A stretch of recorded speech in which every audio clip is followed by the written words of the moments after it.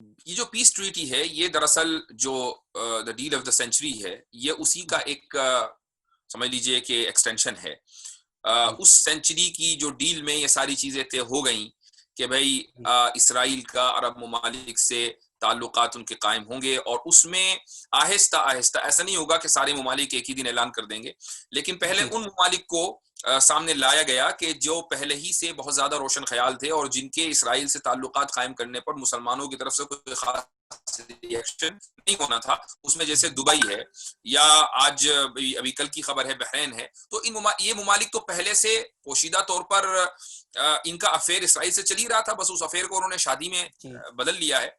और मुसलमानों बिल्कुल की तरफ यही से तो सुनने में आया। I am sorry to disturb you in between, मतलब ये अंडर द टेबल पहले से ही था, एग्जैक्टली, मतलब इसको सिर्फ ऑफिशियल स्टेटस इन लोगों ने बिल्कुल। करार दिया है। तो आप ये देखें कि अगर आपको वो फोटो याद हो जिसमें जी, जो सेंचुरी डील हुई थी, उसमें एक जी, ग्लोब था और उस पर 3 लोगों के हाथ थे।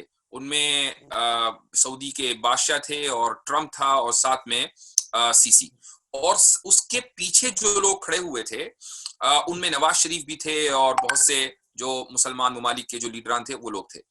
तो जो उस डील में शामिल हैं, यहां तक कि जी, पाकिस्तान भी एक दिन आएगा कि पाकिस्तान भी इसराइल को कबूल करेगा। और उसकी वजह यह है कि ये डील इसलिए हुई है कि अरब ममालिक में जाहिर है कि जी, एक तो जिस तरह के हाकिम वहां पर मुसल्लत कर दिए गए हैं, तो उनका कोई ऐसा बैकग्राउंड नहीं है कि जिसकी वजह से वो इस फलस्तीन के इशू को जिंदा किए रखें। उनके यहाँ न गैरत है, ना वो इज्जत उनकी यहाँ बची है।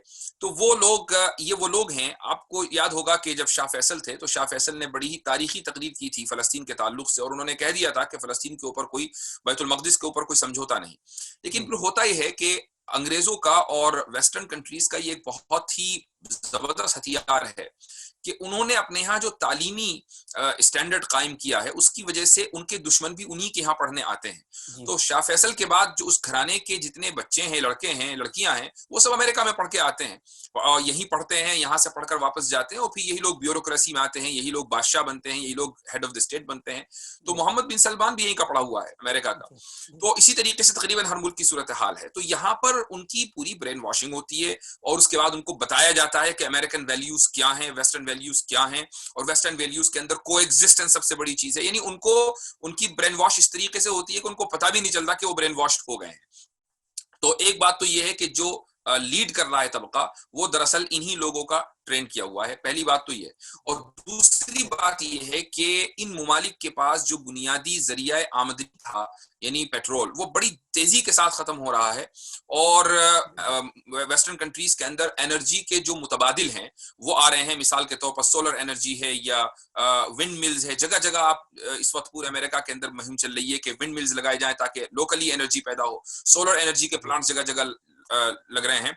यहाँ तक कि हमारे इस सूबे के अंदर, जिस सूबे में मैं रहता हूँ, यहाँ पर बाकायदा जी, सूबे की हुकूमत की तरफ से ये कह दिया गया कि अगर आप घरों में अपने सोलर एनर्जी लगा देंगे तो आपको टैक्स के अंदर रिबेट दी जाएगी, टैक्स के अंदर आपको रिलीफ दी जाएगी। तो ये पूरी एक कोशिश चल रही है। जी, इससे क्या हो रहा है कि उस तेल के ऊपर जो अरब ममालिक से आता था, इनहिसार कम से कम तर होता जा रहा है, और आइंदा 10 से 15 साल में इस जरिया आमदनी के ऊपर इन ममालिक के इनहिसार मगरबी ममालिक का बहुत कम हो जाएगा। लिहाजा जिस लाइफ स्टाइल के ये लोग आदी हो चुके हैं, उस लाइफ स्टाइल को मेंटेन करने के लिए ये जरूरी है कि ये दूसरी तरह की डील्स मगरबी ममालिक के साथ करें। लेकिन मगरबी ममालिक का मसला ये होता है कि वो एक डील के साथ दूसरी डील लेकर चलते हैं। तो अब अगर अमेरिका को इनको सहूलतें देनी है आइंदा जी, आगे के लिए, तो ये जरूरी है कि इसराइल की को वो तस्लीम करें। तो इस तरीके की कई सारी चीजें साथ में चलती हैं। तो ये इनकी मजबूरी है।